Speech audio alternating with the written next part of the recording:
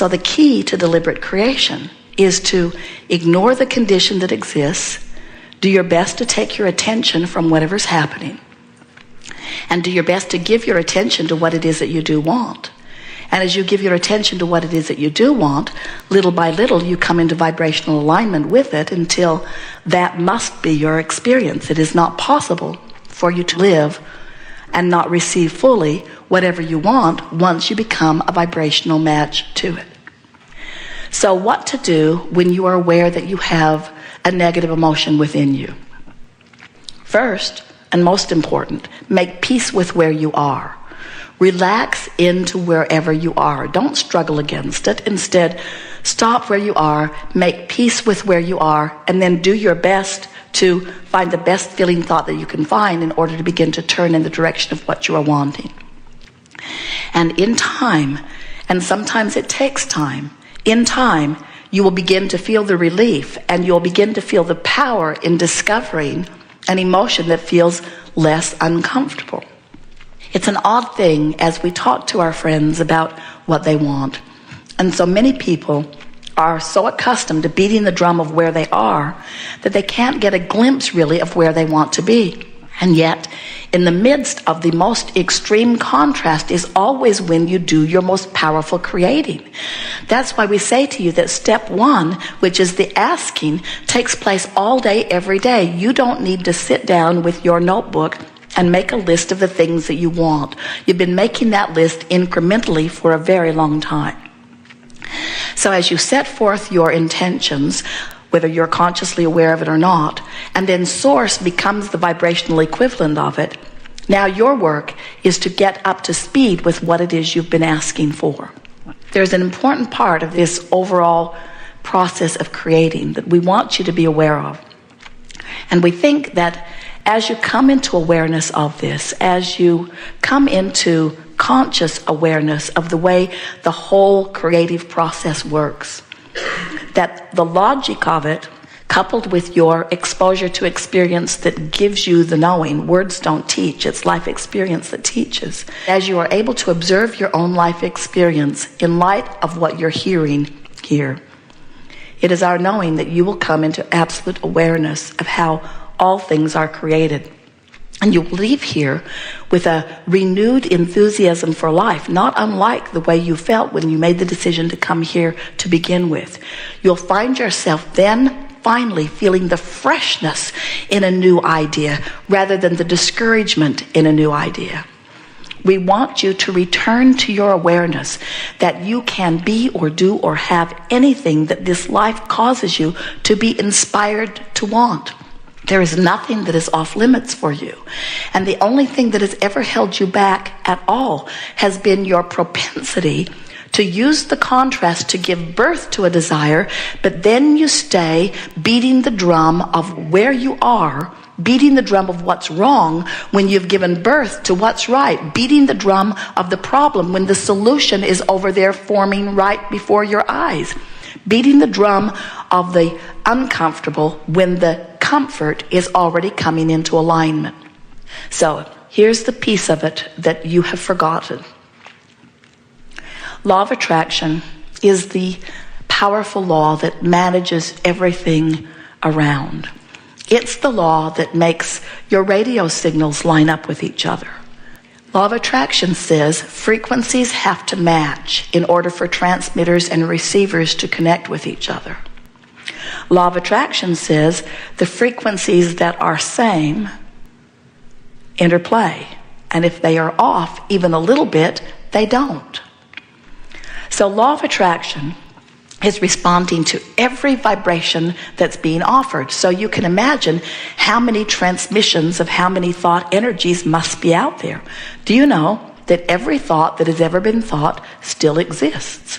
Your scientists are beginning to understand this, but when a signal is emitted, that signal never stops being emitted. They haven't been able to track how far it goes. They haven't found the boundaries of this boundaryless universe. But we are here to tell you that vibrationally speaking, there are no boundaries. You think there are as you look at your world At one time, the world that you thought was flat, and now you look into your atmosphere, an atmosphere that you think is contained, or into this universe, a universe that you're sure is only as expansive as your ability to see it.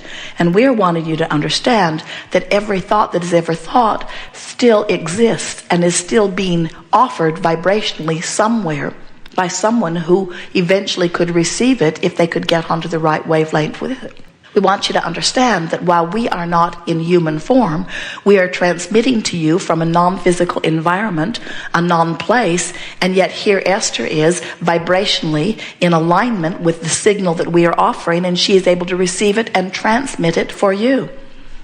She is not the only one doing this. Everyone has the ability to receive vibrations from that broader perspective and understand in physical human terms what the vibrations are about.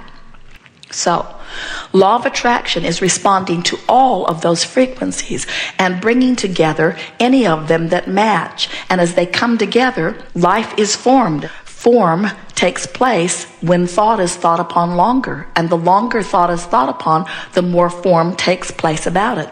Simplistic explanation, but accurate in every way. So, law of attraction is responding to the duality of you. That's the easiest way for us to say it to you. Law of attraction is responding to you and the thoughts that you're thinking all day, every day. Law of attraction is responding to that vibrational output.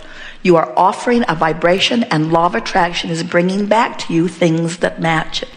So if you are frustrated about having too much to do, when you get into traffic, the traffic will not cooperate with you. You will be inspired to leave just at the wrong time. You will rendezvous with the traffic jams. You will make decisions that will take you into traffic quagmires.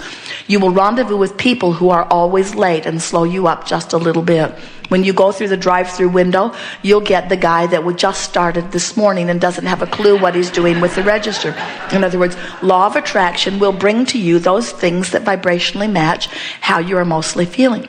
So law of attraction is responding to that part of your vibrational signal. But there's another part of you that is vibrating. And this is the part of you that is a source energy part of you. This is the eternal part of you, the part of you that was before you came forth into this physical body. This is the non-physical part of you that rode the rockets of desires that you've been launching. This is the new and improved you. This is the expanded version of you. This is the eternal life being you.